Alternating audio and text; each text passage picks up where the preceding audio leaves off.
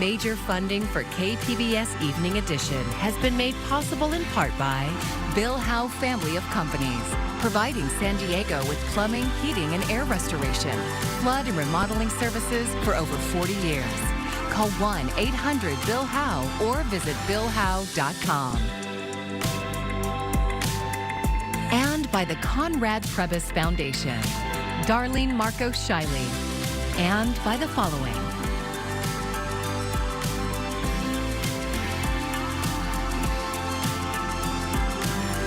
And by viewers like you. Thank you. No more money for Israel's crime! No more money for Israel's crime! Protests against the Israel-Hamas war came to the San Diego State campus today as students demanded to be heard. Good evening, I'm Maya Trabulsi. Thanks for joining us. Hundreds of SDSU students supporting Palestinians in the Gaza Strip walked out of class and into a rally where they were met by a group supporting Israel. KPBS education reporter MG Perez was there and has more on the confrontation. These students and their supporters made it clear what side they are on.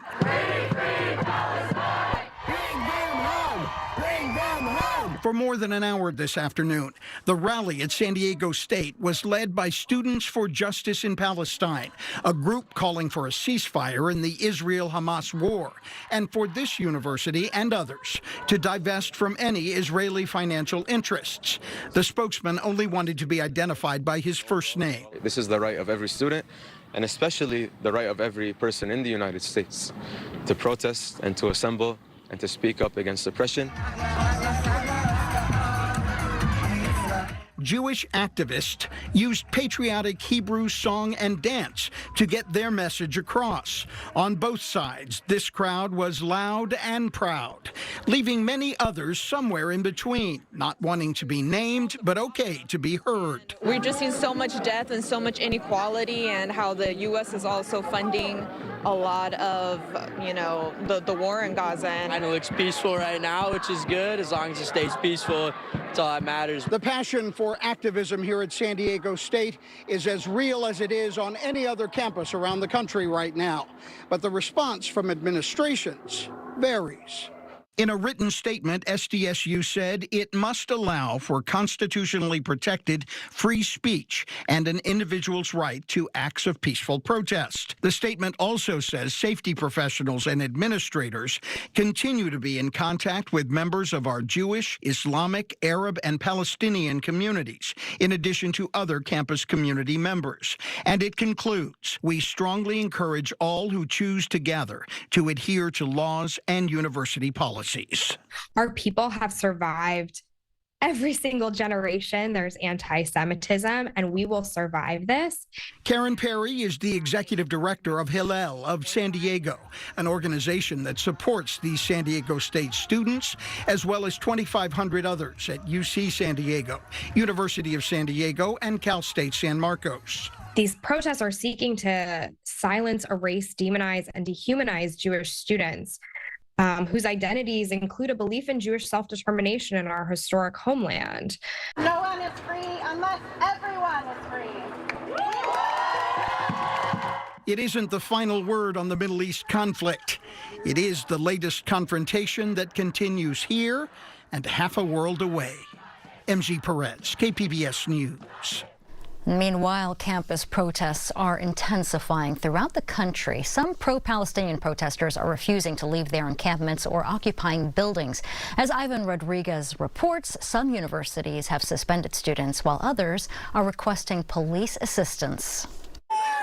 With encampments and now lock-ins, students are taking action. Here's video from Columbia University where pro-Palestinian protesters have barricaded themselves in a building. They're not going anywhere until Columbia meets the demands of the apartheid divest movement, which have not changed. Jared is a Jewish student at Columbia. He says pro-Palestinian protesters just want their voices heard. He says they want their university to sell its investments in companies with ties to Israel. There's a genocide going on in Gaza, being funded by our government, that our university is profiting off of. And I think that if they can use some tactics to portray us all as some sort of hateful mob, then they can go on with ignoring our message. Columbia says the students occupying the building face expulsion and that it would not divest.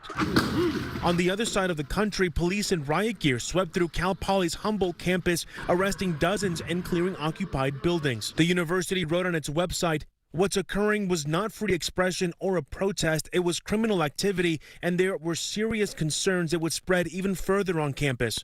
At the University of North Carolina at Chapel Hill, about 30 protesters were detained Tuesday morning. Education Secretary Miguel Cardona told lawmakers on Capitol Hill Tuesday that his department is committed to protecting students. Hate has no place on our campuses. We do not condone and we definitely reject any calls for genocide or any calls for anti-Semitism or any anti-Semitism on campus. Ivan Rodriguez, KPBS News. It looks like our temperatures have not reached their peak just yet, especially over the interior valleys. We'll explore how high those numbers go in the coming days. Of course, with that, lots of sunshine anticipated. There will be a drawback here, though, toward the immediate shoreline, still with some cloudiness. And then we venture our way to the weekend and perhaps some larger scale changes coming up. We'll discuss those, and we'll also, of course, take a look at the temperatures down the road into the weekend in just a bit. The Poway Unified School District School Board has fired its superintendent. The decision to terminate Marianne Phelps's employment immediately comes after an independent investigation that concluded on April 18th. Parents accused the former superintendent of retaliating against students for a perceived slight against Phelps's daughter at a softball banquet in November. The district says Greg Meisel will remain interim superintendent during the transition period. San Diego City Council members last night voted to confirm Scott Wall as the next San Diego police chief. KPBS Metro reporter Andrew Bowen says the vote was not unanimous. I met with all the finalists, and one candidate rose to the top. Scott Wall has worked for the San Diego Police Department for 26 years, rising through the ranks to eventually become assistant chief. He told council members he wants to establish trust with the community, prepare the department for a wave of officer retirements, and revamp the department's organizational structure. I plan to balance the division of labor and the span of control, particularly with our command staff, which will improve our ability to communicate. It'll improve our ability to make timely decisions, and it'll improve our ability to adapt to the needs of each unique community.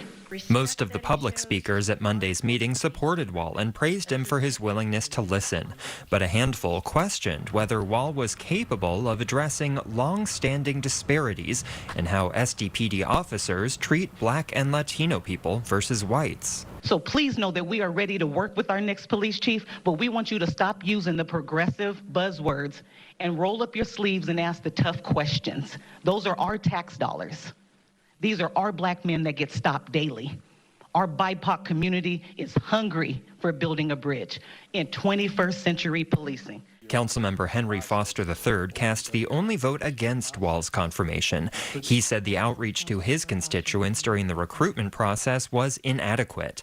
And he said the police department has failed to cooperate with the city's Civilian Oversight Commission.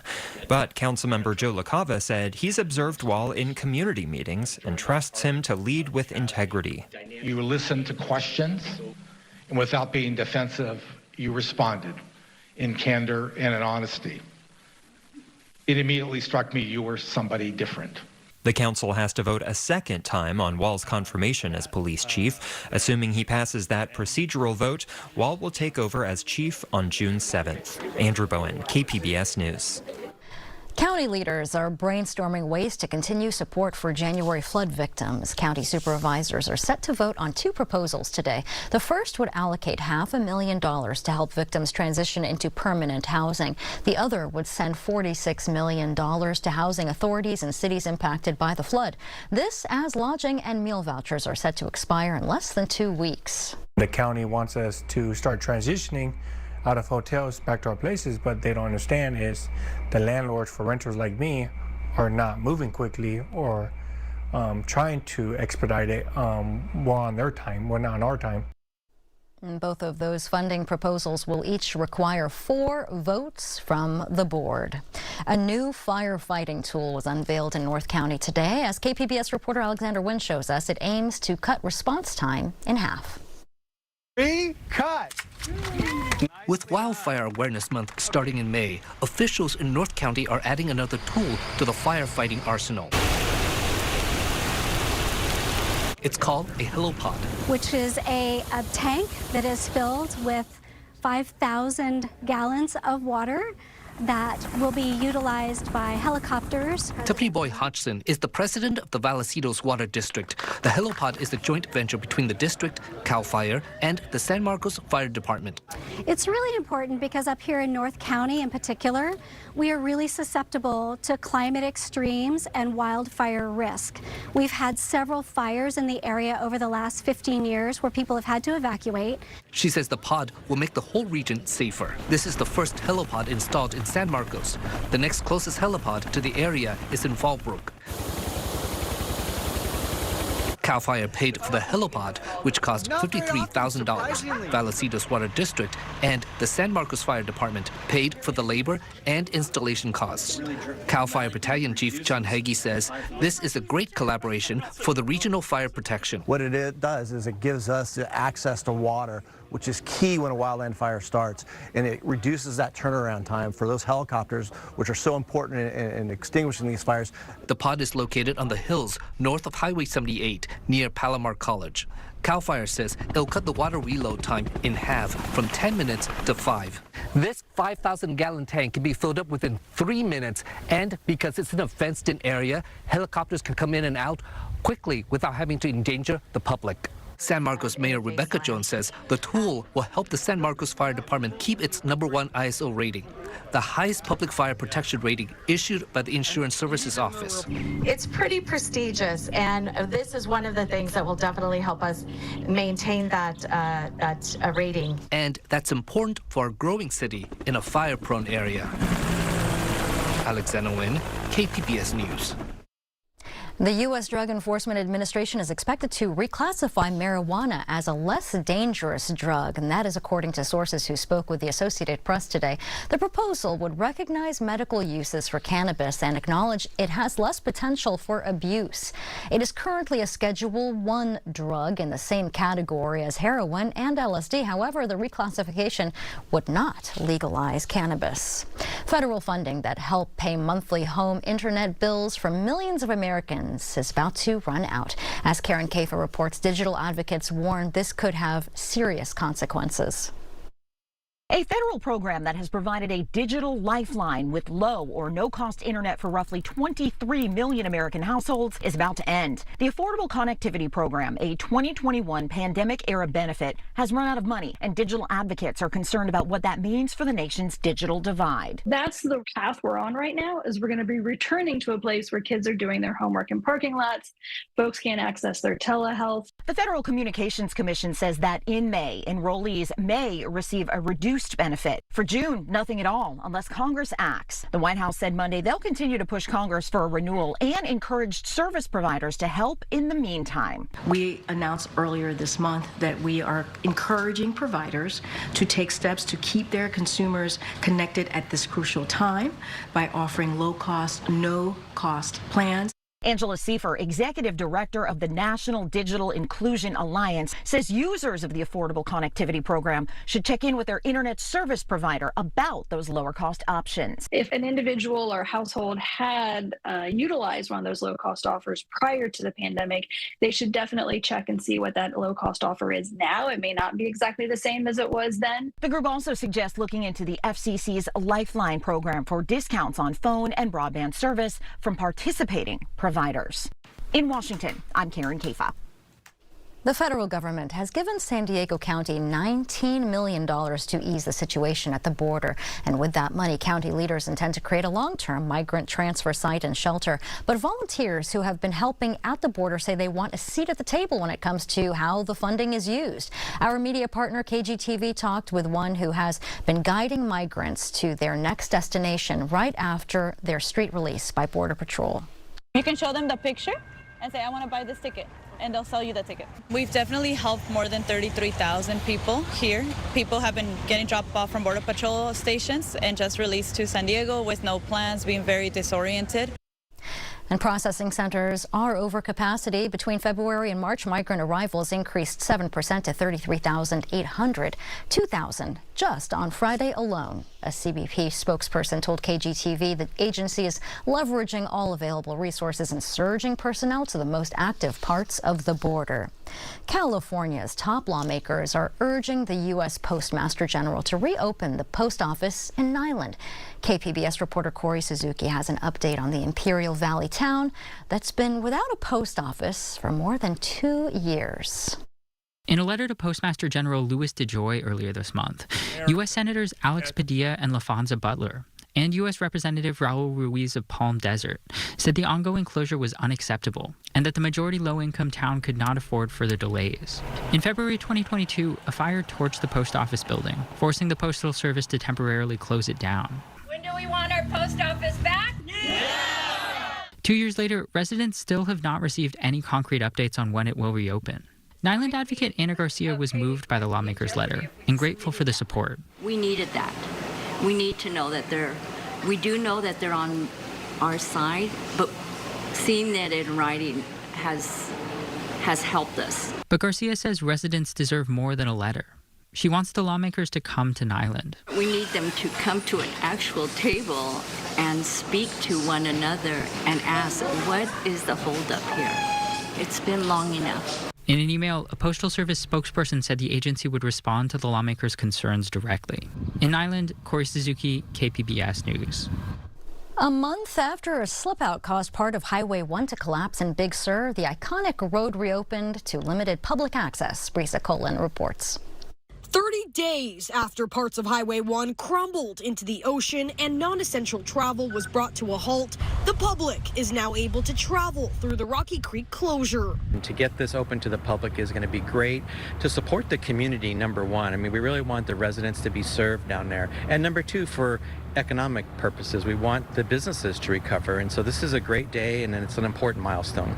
Though a major step forward, there are limitations. CHP already turning around hundreds of cars in the first day, as visitors are only able to go through the closure during set convoy times at 7 in the morning and 5 in the evening. If people are going down south after 5 p.m., they need to be able to show that they have accommodations. We don't want people to just go down there and not be able to come back out until the next morning if they don't have a place to stay. An economy reliant on income from the hospitality industry continues to worsen by the day. At this point, the Big Sur Chamber of Commerce estimates about $30 million in losses. This new effort, a glimmer of hope for businesses hopeful for a speedy recovery. The businesses in Big Sur are hurting so badly. More to the point, the employees are the ones that really face the problem because they need the work, they need the hours, or else they have to find another job, and that makes it very, very hard. Power poles for traffic signals have gone up, but wind continues to stop crews from working off the cliff. At this point, officials say they remain on schedule. Convoys will remain until one-way traffic is back open. It's been almost a year since San Diego passed a controversial ban on camping to crack down on the growing number of tent encampments. Our partners at iNewsSource are reporting it's had a significant impact. The number of people sleeping on downtown sidewalks has been cut in half compared to this time last year. At the same time, people are flocking to canyons and riverbanks to avoid detection. iNewsSource reporter Cody Delaney has this story about a group of people who are part of this growing trend and found a home on an island in the middle of the San Diego River.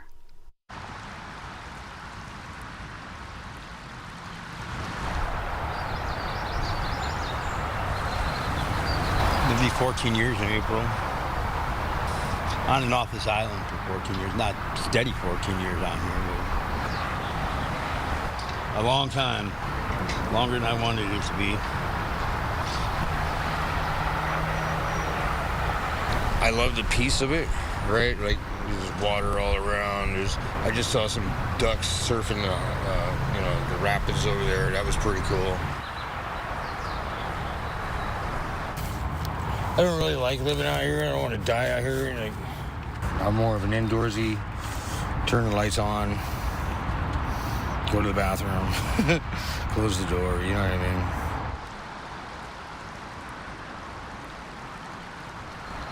Yeah, the river sometimes gets chest high. I'm 6'1", so it gets all the way up to my waist. We have to walk through it. People here have boats or rafts or something. They'll be willing to take us across, come pick us up.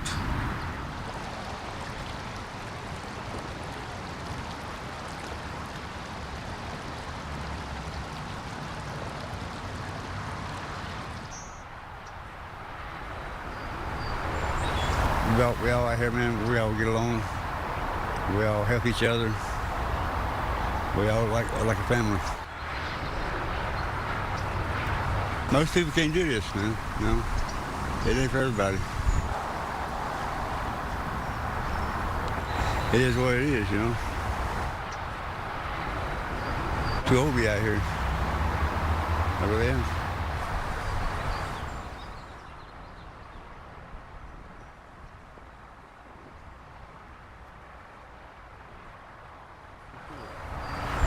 I got a lot of friends down here. I know a lot of people. I would rather have my own house or apartment and a job and be back to normal than this.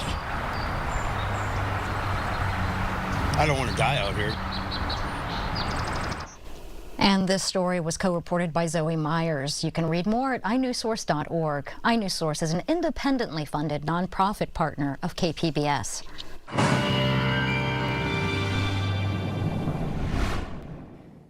As we work our way throughout the overnight, there will be an increase in cloudiness, especially along the immediate shoreline. The interior valleys stay mainly clear, as well as the mountains and also in toward the desert. Mount Laguna down to 48 to 61 toward Borrego Springs. And you can see some of the cloud coverage here from Chula Vista northbound to Oceanside. Temperatures dropping down into the mid-50s. And you can even see it here on a future satellite radar. See the low cloudiness there yet again. We're trying to get the winds here to push their way offshore, and gradually you start to see them do that here as we work our way into Wednesday night and also into Thursday.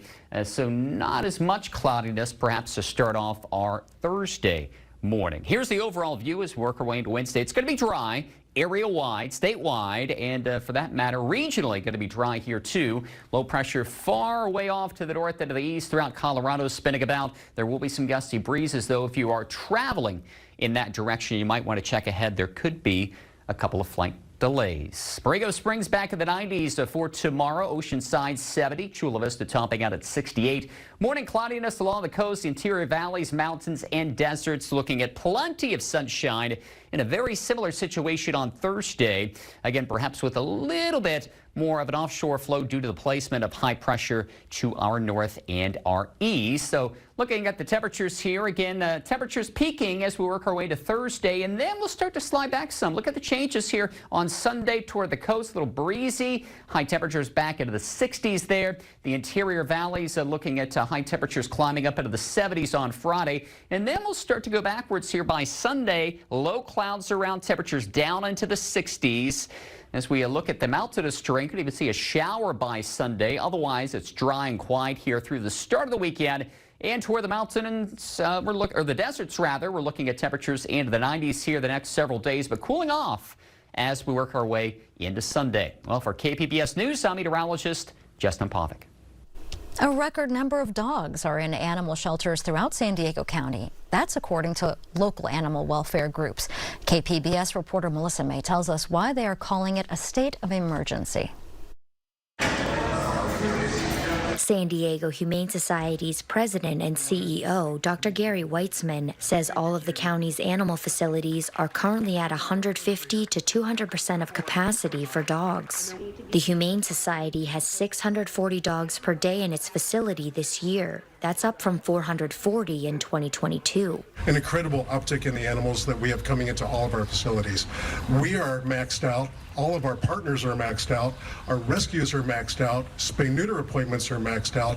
And we are really facing something that we've never faced before. Weitzman says a combination of factors leads to what he's calling a state of emergency in local animal shelters. They include the county's zero euthanasia policy for healthy or treatable animals, a reduction in spay and neutering during the pandemic, and the high cost of living. The incredible price of taking care of your pets. Plus, on top of that, compounding it, we have one of the most difficult housing markets in the United States. It's really hard for people that to buy a home. It's incredibly hard for people to rent one right now, too, and to have one that they can have their pets in. The Spay-Neuter Action Project, or SNAP, works to decrease the pet population by providing low to no-cost services. Executive Director Darrell Sackett says the number of dogs skyrockets without intervention. In 6 years, 2 unaltered dogs, unspayed and unneutered, male and female, and their offspring can be responsible for over 60,000 canines. The Humane Society and its partners are calling on the community for help. Please think about adopting. And then lastly, spay-neuter your pets, please. Unwanted litters is the #1 reason we're getting so many animals. If you're unable to adopt, Weitzman says consider fostering. If the Humane Society is not able to reduce its dog population, they say they will have to put multiple dogs in kennels and transform warehouse and classroom spaces into kennels. Go to sdhumane.org to learn more. Melissa May, KPBS News. And you can find tonight's stories on our website, kpbs.org. Thanks for joining us. I'm Maya Trabulsi. Good night. Major funding for KPBS Evening Edition has been made possible in part by Bill Howe Family of Companies, providing San Diego with plumbing, heating, and air restoration, flood and remodeling services for over 40 years. Call 1-800-BILL-HOWE or visit billhowe.com. And by the Conrad Prebys Foundation, Darlene Marcos Shiley, and by the following.